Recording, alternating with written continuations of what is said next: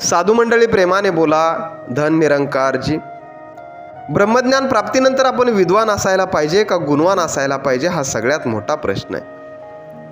हा विद्वान असायला पाहिजे की गुणवान असायला पाहिजे? प्राथमिक दर्जाचा विचार केला तर असं निदर्शनात येईल की ब्रह्मज्ञान प्राप्तीनंतर प्रत्येक माणूस हा गुणवान असायला पाहिजे, तो विद्वान कमी असला तरी चालेल. कारण प्रत्येक मनुष्य मात्रानं गुणवान व्हावं ही भावना सद्गुरूंची आहे आणि त्यांना ती अभिप्रेत आहे. म्हणून आपल्या सगळ्यांची ही जबाबदारी आहे की आपण गुणवान होण्याकडे लक्ष केंद्रित करावं. विद्वान कमी असलं तरी चालून जाईल. चला तर मित्रांनो, मग आपण जाणून घेऊयात की आपण कुठल्या गुणांनी युक्त व्हायला पाहिजे. आपल्यामध्ये ते कोणते गुण असायला पाहिजे जेणेकरून सद्गुरू माझ्यावरती आनंदित होतील, प्रसन्न होतील. हा अवतार म्हणे गुरु अंतर्यामी, पाहून तया हर्षित होई. सद्गुरू आनंदित होतो, पण कुणाला पाहून? गुणवान भक्तांना पाहून सद्गुरू आनंदित होतो. मग कुठल्या गुणवान भक्तांना पाहून तो आनंदित होतो? कुठले गुण आपल्यामध्ये असायला पाहिजेत आपण जाणून घेऊयात. सद्गुरूला आनंदित ठेवणं, सद्गुरूला प्रसन्न ठेवणं ही आपली जबाबदारी आहे. जसं आपल्या धन्याला खुश ठेवणं ही त्या स्त्रीची जबाबदारी असते, तशी सद्गुरूला, भगवंताला खुश ठेवणं ही प्रत्येक भक्ताची जबाबदारी असते. कुठले गुण आपल्यामध्ये असायला पाहिजेत आपण जाणून घेऊयात. ब्रह्मज्ञानी भक्ताकडे सगळ्यात मोठा गुण म्हणजे तो प्रेमळ असायला पाहिजे. हा पहिला गुण, तो अतिशय प्रेमळ असायला पाहिजे. त्याचा स्वभाव अतिशय गोड असायला पाहिजे. त्याच्या अंतरंगामध्ये प्रेम हे ओतप्रोत भरलेलं असायला पाहिजे. त्याच्या नजरेमधून प्रेम पाझळावं, त्याच्या प्रत्येक शब्दातून प्रेम व्यक्त व्हावं आणि प्रत्येक वेळी त्याच्यापाशी बसण्याची, त्याच्याबरोबर राहण्याची ही प्रत्येकाची इच्छा व्हावी. इतका तो प्रेमळ आणि इतका तो गोड स्वभावाचा असायला पाहिजे. कारण मित्रांनो, प्रेम ना बाहरी उपजे, प्रेम ना हाट बिकाय. प्रेम हे बाजारामध्ये कुठेही विकत मिळत नाही आणि ते बाहेर कुठेही उत्पन्न होत नाही. ती एक अंतरंगाची भावना आहे आणि ती फक्त भक्ताच्या अंतरंगामध्ये निर्माण होती. म्हणून प्रत्येक भक्त हा प्रेमळ असायलाच पाहिजे. हो, संत सांगतात, where there is love there is life. जिथे कुठे प्रेम आहे तिथेच खऱ्या अर्थानं जीवन आहे. आणि म्हणून निरंकारी मिशन गेली 100 वर्ष झालं. फक्त निरंकारी मिशनच नव्हे तर युगानुयुगे साधू संत महात्म्यांनी, गुरुपीर पैगंबरांनी समाजाला फक्त प्रेम शिकवलं. कारण मित्रांनो, प्रेमाने जग जिंकता येतं आणि आपली सगळ्यांची ही जबाबदारी आहे. आपल्याला प्रत्येकाचं हृदय जिंकायचं आहे, मन जिंकायचं आहे, प्रत्येक व्यक्ती आपलासा करायचा आहे. मग आपल्याकडं प्रेम हे आपल्यामध्ये ओतप्रोत भरलेलंच असायला पाहिजे. आपण खूप प्रेमळ स्वभावाचे असायला पाहिजे. दुसरा अलौकिक गुण आपल्यामध्ये असायला पाहिजे, तो म्हणजे नम्रता. हा आपण नम्र स्वभावाचे असायला पाहिजे. आपण ऐकलं की विद्या विनयेन शोभते. ज्ञान कशाला शोभतं? तर ज्ञान हे नम्रपणाला शोभतं आणि म्हणून आपण नम्र असायला पाहिजे. नम्र झाला भूता तेने कोंडिले अनंता. जो नम्र स्वभावाचा आहे, ज्याच्याकडे नम्रता आहे, ज्याच्याकडे विनय आहे, तो अनंताला सुद्धा म्हणजे भगवंताला सुद्धा कोंडू शकतो. कोंडू शकतो म्हणजे काय? तर आपलासा करू शकतो. आपल्या जवळ त्याला थांबवू शकतो. आपलं म्हणणं त्याला ऐकायला लावू शकतो. कोण?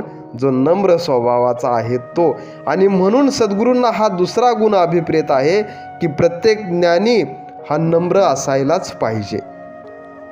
तिसरा अलौकिक आणि उंचीवरचा गुण म्हणजे सहनशीलता. हा आपल्याला सहन करता आलं पाहिजे. साध्या भाषेत सांगायचं म्हणलं तर आपल्याला सोसता आलं पाहिजे. आपल्याकडं संयम पाहिजे, आपल्याकडे धैर्य पाहिजे, आपल्याकडं सहन करण्याची शक्ती पाहिजे. आणि ते असायलाच पाहिजे मित्रांनो. कारण जो सहता है वही रहता है. साधू संत महात्म्यांनी, गुरुपीर पैगंबरांनी खूप मोठा ताणतणाव सहन केला. कित्येकांच्या वाट्याला दुःख आलं, दारिद्र्य आलं, अडीअडचणी आल्या, समाजाची अवहेलना आली, पण त्यांनी ती सहन केली आणि आज खूप मोठ्या उंचीवरती जाऊन पोहोचले. सहन केलं मित्रांनो. आपल्याला सहन करावंच लागेल. ज्याच्या मनामधली वैर विरोधाची भावना संपली तो सहन करू शकतो. ज्याच्या मनामधली निंदा नफरतेची, द्वेष तिरस्काराची आणि अहंकाराची भावना संपली तो मित्रांनो सहन करू शकतो. आणि या कुचक्या भावना आता आपल्या मनातल्या संपायलाच पाहिजेत. तर मित्रांनो सहनशक्ती आपली वाढत राहील. ती शक्ती मित्रांनो भगवंताकडून प्राप्त होती. पण हे अवगुण मात्र संपायला पाहिजेत. निंदा, नफरत, द्वेष, अहंकार, भांडण, तंटा, वाद विवाद, कुचक्या भावना अंतरंगातल्या संपून गेल्या की सहनशक्तीचा आलेख वाढत जातो मित्रांनो. सहन करायला शिकू मित्रांनो. बऱ्याचदा मन खायला उठेल पण सहन करू. बऱ्याचदा परिवार विरोधात उभा राहील पण सहन करू. अनेक वेळा समाजाची अवहेलना वाट्याला येईल, ताणतणाव वाट्याला येईल, उपेक्षा वाट्याला येईल, पण आपण सहन करू. कारण सहन करा हा गुरूंचा आदेश आहे आणि तो आपण मानायलाच पाहिजे. चौथा महत्त्वपूर्ण गुण ज्यानं मनुष्याच्या आयुष्याला परिपूर्णता येते तो म्हणजे विशालता. आता आपण बंधनातली भावना, कुचकी भावना, संकुचित वृत्तीची भावना आता आपल्यामधली नष्ट व्हायला पाहिजे आणि आपल्या मनानं, आपल्या स्वभावानं आता विशालता धारण करायला पाहिजे. विशालता, एवढी विशालता की जी आता सर्वांना सामावून घेऊ शकते, ज्याच्यामध्ये जाती धर्मांच्या भिंती नसतील, मी तूपणांच्या भिंती नसतील, गरीब श्रीमंतीच्या भिंती नसतील, काळ्या गोऱ्याच्या भिंती नसतील, ज्याच्यामध्ये नर नारीच्या भिंती नसतील, जे सगळ्यांना सर्वांगाने स्वीकारतील, एवढी विशालता मित्रांनो आता आपल्याला धारण करायला पाहिजे. आणि मित्रांनो, ही जी स्वभावाची विशालता आहे, मनाची विशालता आहे, ही विशालता मनुष्याला मोठं करते, प्रत्येकाच्या हृदयामध्ये स्थान निर्माण करते. प्रत्येकाला मग तो स्वभाव हवाहवासा वाटतो, आवडीचा वाटतो. आणि म्हणून मित्रांनो, जर प्रत्येकाच्या हृदयामध्ये आपलं स्थान निर्माण करायचं असेल तर तेवढी विशालता आपल्याला धारण करावीच लागेल. विशालता धारण करणं म्हणजे सर्वांना सामावून घेणं, प्रगल्भ होणं. जो जसा आहे त्याला तसं स्वीकारणं म्हणजे विशालता धारण करणं. जसा समुद्र सगळ्या नद्या, घाण गुण सगळ्या काही सामावून घेतो, तो विशाल झाला, मोठा झाला. आपल्याला सुद्धा मित्रांनो तशी विशालता धारण करावी लागेल.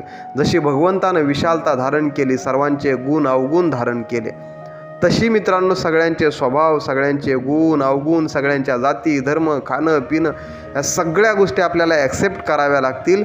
एवढं विशाल आपल्याला व्हावं लागेल.